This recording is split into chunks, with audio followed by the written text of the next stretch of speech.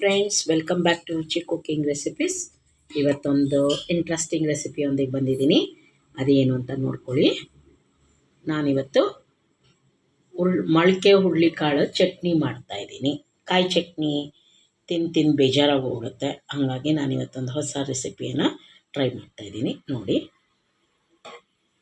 ಈ ಹುರುಳಿಕಾಳು ಚಟ್ನಿಗೆ ನಾನು ಮೊಳಕೆ ಬರಿಸಿದಂಥ 1-2 ಹಿಡಿಯಷ್ಟು ಹುರುಳಿಕಾಳನ್ನು ತಗೊಂಡು ರುಚಿಗೆ ತಕ್ಕಷ್ಟು ನಮ್ಮ ಖಾರಕ್ಕೆ ಅನುಗುಣವಾಗಿ ನಾನು ಹಸಿರು ಮೆಣಸಿನ್ಕಾಯಿನ ತೊಗೊಂಡಿದ್ದೀನಿ. ನಂತರ ಒಂದು ಕಡ್ಡಿ ಕರಿಬೇವಿನ ಸೊಪ್ಪನ್ನು ತೊಗೊಂಡಿದ್ದೀನಿ.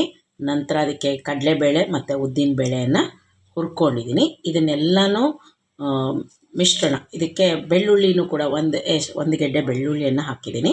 ಇಷ್ಟನ್ನು ನಾನು ಚೆನ್ನಾಗಿ ಹುರ್ಕೊಂಡಿದ್ದೀನಿ. ನೆಕ್ಸ್ಟ್ ಏನಂತ ಹೇಳ್ತೀನಿ. ಈಗ ನಾನು ಈ ಹುರ್ಕೊಂಡಿರೋಂಥ ಮಿಶ್ರಣಕ್ಕೆ ಒಂದು ಸಣ್ಣ ನೆಲ್ಲಿಕಾಯಿ ಗಾತ್ರದಷ್ಟು ಹುಣಸೆಹಣ್ಣು ತೊಗೊಂಡಿದ್ದೀನಿ. ಮತ್ತು ರುಚಿಗೆ ತಕ್ಕಷ್ಟು ಉಪ್ಪು, 1 ಸ್ಪೂನು ಬೆಲ್ಲ ತೊಗೊಂಡಿದ್ದೀನಿ. ಮತ್ತು ಸ್ವಲ್ಪ ಕಾಯಿ ತುರಿಯನ್ನು ತೊಗೊಂಡಿದ್ದೀನಿ. ಕರ್ಬೇವಿನ ಸೊಪ್ಪು ಹಾಕಿದ್ದೀವಿ ಆಗಲೇ ಹುರಿಯುವಾಗ. ಹಸಿದು ಬೇಕಂದರೆ ಮತ್ತೆ ಹಾಕ್ಕೊಳ್ಳಿ.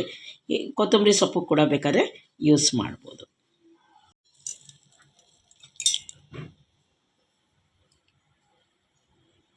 ಈಗ ಹುರಿದಂಥ ಮಿಶ್ರಣನ ಮಿಕ್ಸಿ ಜಾರ್ಗೆ ಹಾಕ್ಕೊಳ್ಳಿ. ಮತ್ತು ಉಳಿದಂಥ ಎಲ್ಲ ಪದಾರ್ಥಗಳನ್ನು ತೋರಿಸಿರೋದನ್ನೆಲ್ಲ ಜಾರ್ಗೆ ಹಾಕ್ಕೊಂಡು ರುಬ್ಕೊಂಡ್ರೆ ನಿಮ್ಮ ಚಟ್ನಿ ಸವಿಯಲು ಸಿದ್ಧವಾಯಿತು. ಯಾವುದೇ ಚಟ್ನಿಗೆ ನೀವು ಇನ್ನೂ ರುಚಿ ಎನ್ಹ್ಯಾನ್ಸ್ ಮಾಡ್ಕೊಬೇಕು ಅಂದರೆ ನೀವು ಒಗ್ಗರಣೆನ ಹಾಕ್ಬೋದು, ಇಲ್ಲ ಹಾಗೆ ಕೂಡ ಯೂಸ್ ಮಾಡ್ಬೋದು.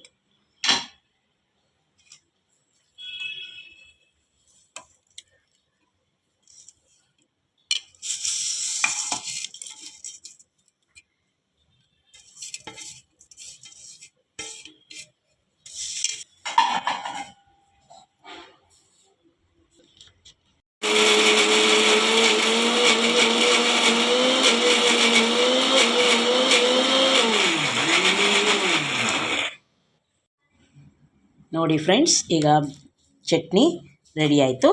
ಈ ರೆಸಿಪಿ ಇಷ್ಟ ಆದಲ್ಲಿ ನೋಡಿ, ತುಂಬ ಸಿಂಪಲ್. ಮೊಳಕೆ ಹುರುಳಿಕಾಳಲ್ಲೂ ಮಾಡ್ಬೋದು, ಹಾಗೆ ಹುರುಳಿಕಾಳನ್ನು ಕೂಡ ನೀವು ತೊಳೆದು ನೆನೆಸಿ ಮಾಡ್ಬೋದು. ನಾನು ಮೊಳಕೆ ಕಾಳಿನಲ್ಲಿ ಮಾಡಿ ತೋರಿಸ್ತಾ ಇದ್ದೀನಿ. ಈ ರೆಸಿಪಿ ಇಷ್ಟ ಆದಲ್ಲಿ ನೀವು ಫ್ರೆಂಡ್ಸ್ ಫ್ಯಾಮಿಲಿ ಜೊತೆ ಶೇರ್ ಮಾಡಿ, ಮತ್ತು ಮಾಡಿಕೊಂಡು ಟೇಸ್ಟ್ ಹೇಗಿತ್ತು ಅಂತ ಹೇಳಿ. ಇನ್ನು ನನ್ನ ಚಾನಲ್ಗೆ ಸಬ್ಸ್ಕ್ರೈಬ್ ಆಗಿಲ್ಲ ಅಂದರೆ ದಯವಿಟ್ಟು ಸಬ್ಸ್ಕ್ರೈಬ್ ಆಗೋದನ್ನು ಮರಿಬೇಡಿ. Thanks for your support and watching.